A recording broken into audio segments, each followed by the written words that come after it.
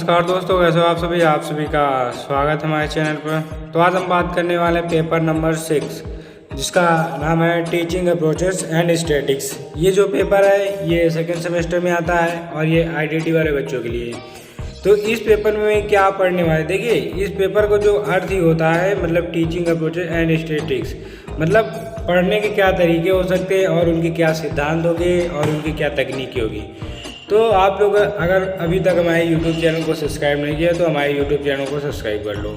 अब बात करते हैं यूनिट 1 में क्या होने वाला है। देखिए यूनिट 1 क्या होता है, टीचिंग प्रिंसिपल एंड टेक्निक्स, मतलब शिक्षण के सिद्धांत और तकनीकी, शिक्षण के सिद्धांत और तकनीकी।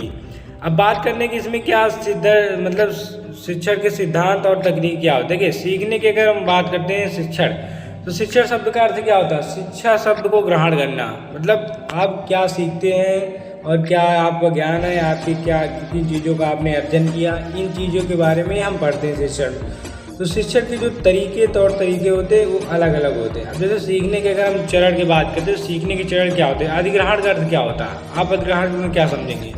अधिग्रहण शब्द का ये अर्थ होता है कि बच्चा जो क्या चीज़ों को ग्रहण कर रहा है, उन क्या चीज़ों को अपने जीवन में सीख रहा है, इन चीज़ों पर, क्योंकि बच्चे के अंदर जो सीखने की कला होती है वो किन चीज़ों को सीख रहा है और कितने ढंग से सीख रहा है, ये मैटर करता है। तो अधिग्रहण का अर्थ क्या होता है, सीखना। इसके पहले भी मैंने अधिग्रहण के विषय में एक वीडियो में बताया था, आप लोग नहीं देखा तो वीडियो जाकर देख सकते हैं। अब बात करते हैं प्रवाह।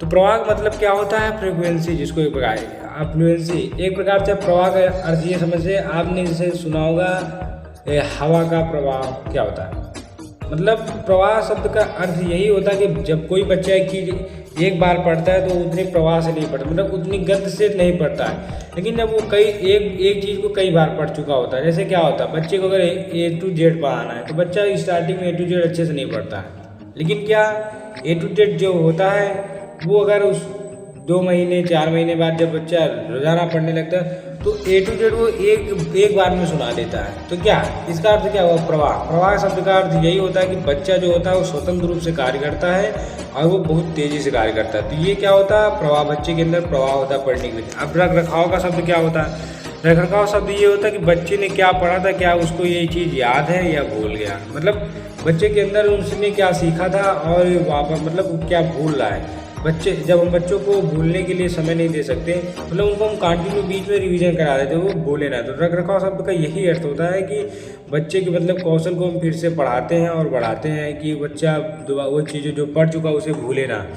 तो रख रखाव शब्द का यही अर्थ होता है। तो रख रखाव शब्द में मतलब होता है हम संयोग से ऐसा होने की प्रतीक्षा नहीं कर सकते, इसलिए पदानुक्रम में इस चरण का उद्देश्य बच्चों की इस स्थिति तक पहुँचाना सिखाना होता है। रख रखाव के चरण के अंत में बच्चों को अपने शिक्षक से ऐसी किसी भी तरह की सहायता प्राप्त किए बिना सटीकता और प्रवाह के साथ अपने दम पर कार्यों को पूरा करने में सक्षम होना चाहिए। मतलब बच्चा इसमें क्या होता है, अपने शिक्षक मतलब किसी भी अन्य पर्सन की ज़रूरत उसको नहीं होती, वो अपने तौर तरीके से अपनी चीज़ों को रखता है, याद करता है और तैयार करता है।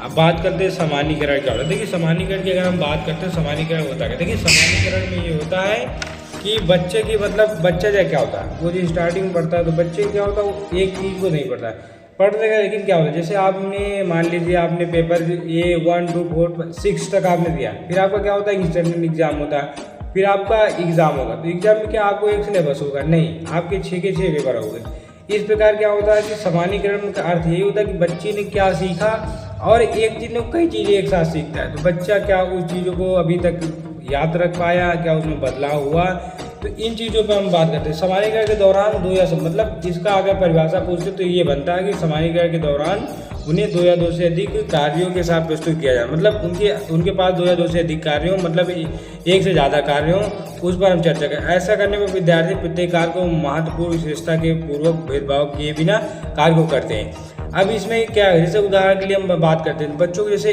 एक अंक को 8 पहचानना सिखाया, बच्चों को जैसे हम 8 पहचानना सिखाया तो उसके मतलब अलग अलग प्रकार से 8 पहचानना सिखाया। जैसे मैंने एग्जाम्पल दिया, मैंने बच्चों को 8 पेन दिखाए, मैंने बच्चों को दिखाई कितने पेन है 8, लेकिन क्या वो पेन उसमें अगर कलर कोई नीले कलर का पेन है, काले कलर या उसके ऊपर जो कलर होता है पेन का, तो उसमें बच्चों क्या उसके साथ क्या बच्चों को हम कलर भी पहचानवा रहे हैं ना कि बच्चे जैसे मान लीजिए मैंने 4 अंक तक सिखाना, मैं 4 बोर्ड लेके आए, 2 लाल लेके आया 2 नीली लेके आया, तो क्या हुआ बच्चों को मैंने पहले बता दी बच्चों बॉल कितनी है, बच्चे बोलेंगे 4 बॉल है।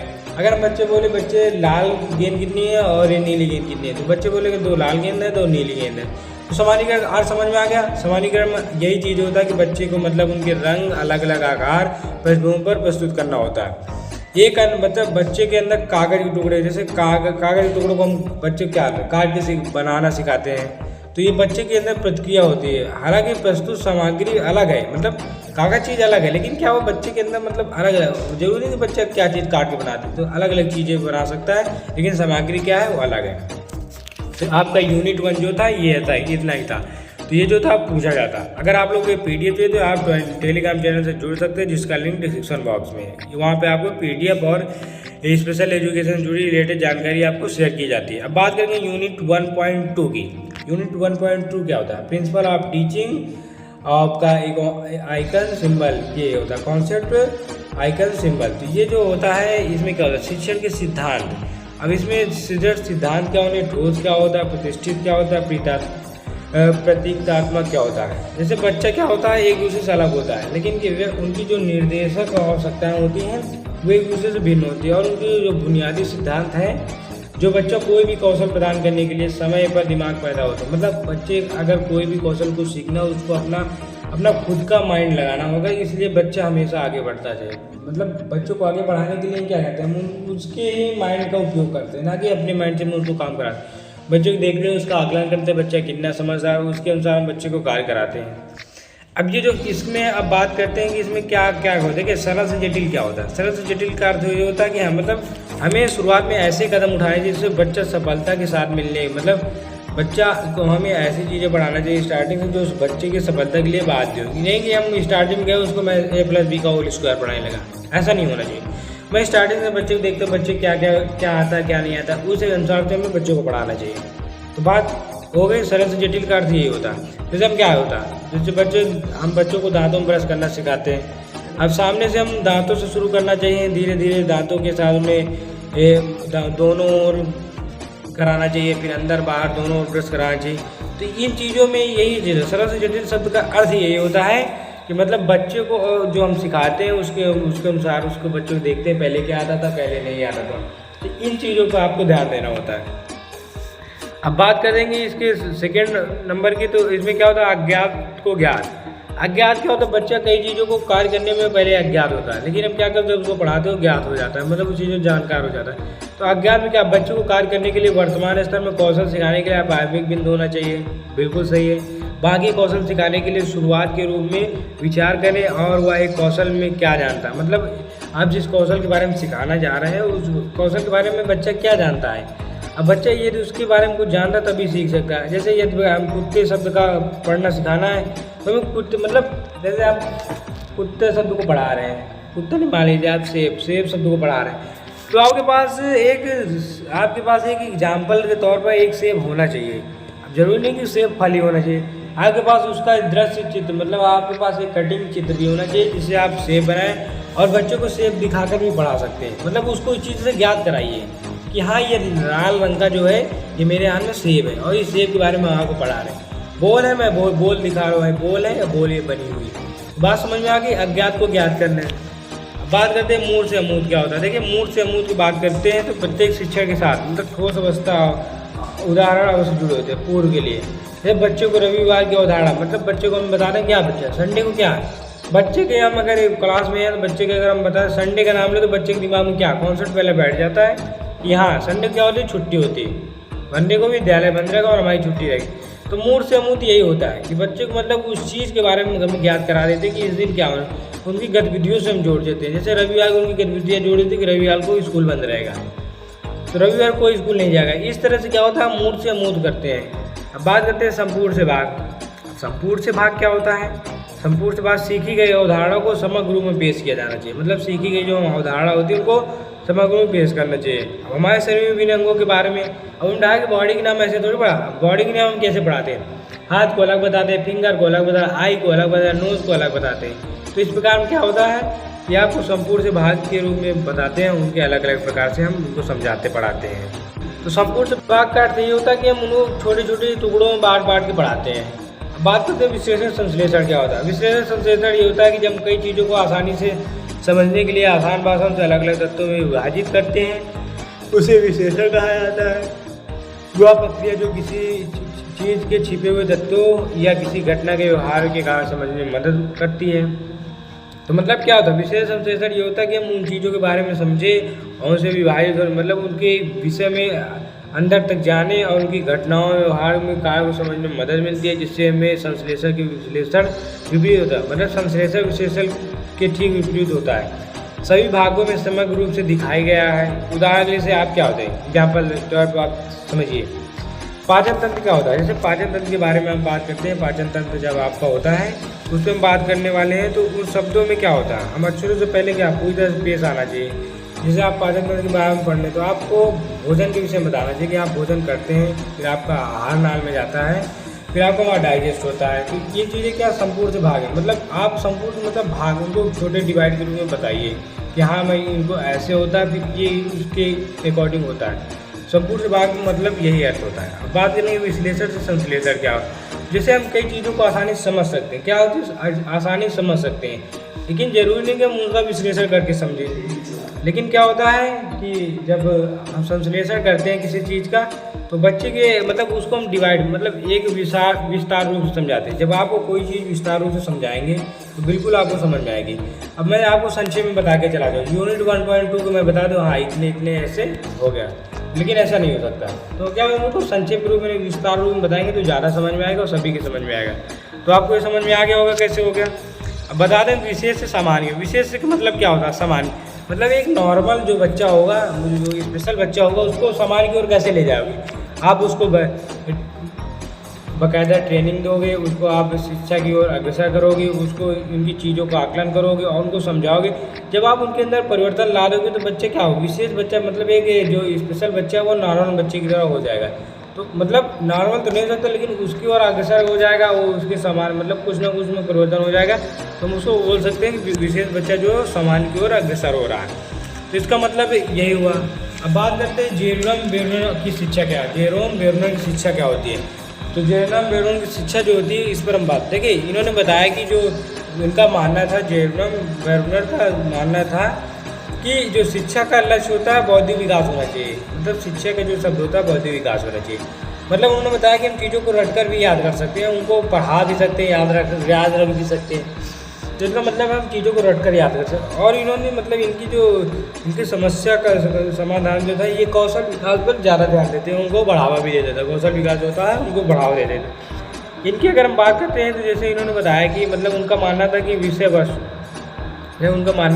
वस्तु की जो होता है आपका विषय वस्तु, उन्होंने बताया कि दुनिया को देखने के तरीके के रूप में मतलब दुनिया के देखने के तरीके रूप में प्रस्तुत किया जाना चाहिए। उस पाठ्यक्रम को उसने मतलब इस तरह तैयार करना चाहिए कि कौशल की महारत और किसी भी शक्तिशाली लोगों की महारत की ओर ले जाए। उन्होंने मतलब अवधारणाओं को व्यवस्थित करके शिक्षण और खोज द्वारा सीखने की भी वकालत की। अंत में उसका मानना यह था कि संस्कृत में उन धारणाओं को आकार देना चाहिए जिनके माध्यम से लोग अपने एक दूसरे विचारों को अव्यवस्थित करते हैं और दुनिया में रहते हैं। तो मतलब उन्होंने कौशल विकास को बहुत बढ़ावा दिया और उसको सपोर्ट किया। बात करते हैं प्रतिनिधित्व क्या होता है। प्रतिनिधित्व क्या, तो प्रतिनिधित्व के मतलब जेरोम बेर्नर के अनुसार उन्होंने बताया था प्रतिनिधित्व के दो होते हैं, 3 चरण होते हैं। कितने 3 चरण। 3 चरण क्या कौन से होते हैं। सक्रिय जो क्रियाओं के माध्यम से ज्ञान का प्रतिनिधित्व करते हैं। क्या होते हैं सक्रिय जो होता है वो जो हम उनको ज्ञान के माध्यम से प्रतिनिधित्व करते हैं। दूसरा क्या होता है आइकॉनिक जो छवियों का दृश्य सारांश बनाता है, जो छवियों का दृश्य सारांश बनाता है। अब तीसरा जो होता है आपका प्रतीकात्मक प्रतिनिधित्व जो अनुभवों का वर्णन करते हैं। मतलब आपके जो अनुभव होते हैं उनका वर्णन करते हैं और उन्हें प्रतीकों का उपयोग करते हैं। तो ये प्रतिनिधित्व क्या होते हैं चरण होते हैं। प्रतिनिधित्व की क्या चरण होते हैं। अब आइकॉनिक क्या होता है।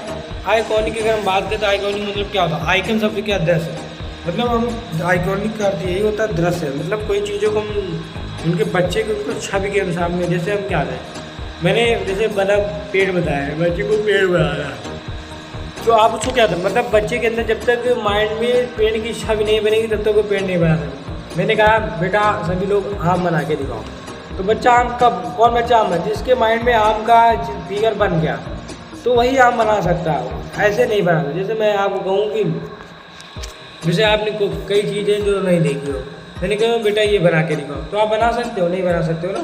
तो यही चीज़ होती है, मतलब बच्चे के अंदर 10 से आदमी की फिगर जो होता है वो बन जाना चाहिए, तभी हम क्या होता है आइकॉनिक जो चीज़ें होती है हम उसको बना सकते हैं। अब ये यूनिट जो थी आपकी ख़त्म होती है, यूनिट आपकी 1.3 आती है। कितनी? 1.3 आती है।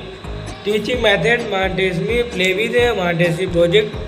इसका मतलब क्या हुआ? पढ़ाने के तौर तरीके आपके होने क्या हैं, और प्लेवे क्या होती है, मॉन्टेसरी, और प्रोजेक्ट विद क्या होती है। देखिए ये वीडियो जो है काफ़ी इंपॉर्टेंट है और ये टॉपिक भी काफ़ी इंपॉर्टेंट। अब प्रयोजन विद क्या होती है? प्रयोजन शब्द का अर्थ क्या होता है? तो देखिए सबसे पहले आपको बताएं प्रयोजन शब्द क्या होता है। प्रयोजन शब्द ये का मतलब पद्धति, एक निर्देश का एक माध्यम है जहाँ छात्रों को कई परियोजना, मतलब छात्रों को एक साथ कई योजनाएं दी जाती है और छात्र अपनी रुचि के अनुसार उन चीज़ों को सीखता है।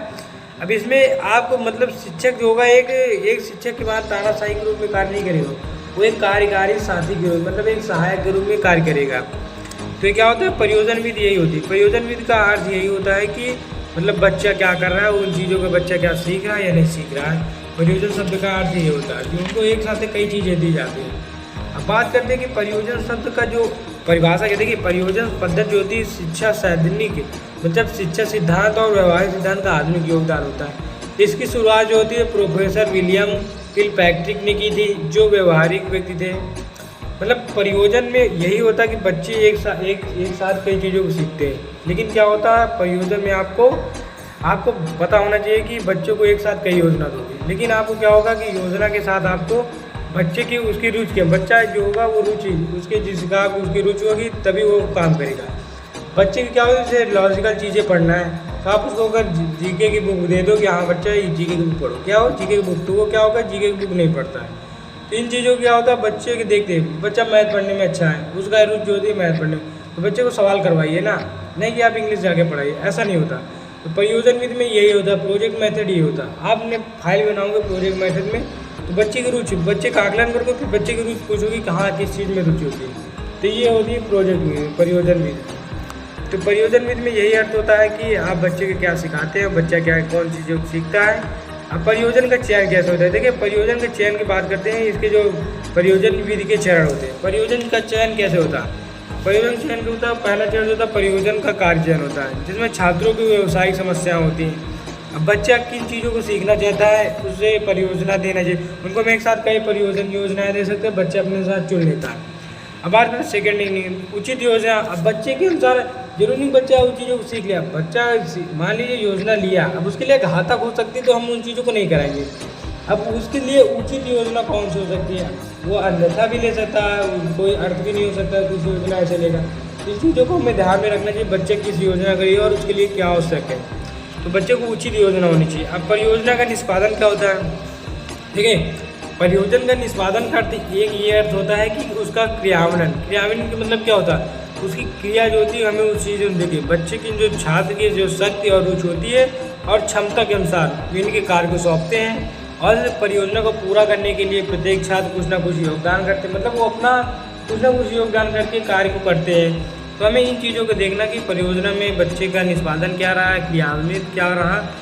इस प्रकार के छात्रों द्वारा गतिविधियाँ की एक श्रृंखला दी जाती है और शिक्षक मार्गदर्शन का कार्य करेगा और आवश्यक जानकारी प्रदान करेगा। बच्चा मतलब शिक्षक उसको आवश्यक जानकारी देगा और उसकी योजना के प्रति उसको सहायता देगा। अब बात करते हैं मूल्यांकन क्या होता है। तो मूल्यांकन शब्द का अर्थ यही होता है कि उन चीज़ों को हमें मूल्यांकन करना चाहिए, छात्र क्या किया क्या नहीं किया, इन चीज़ों को हमें मूल्यांकन करना चाहिए।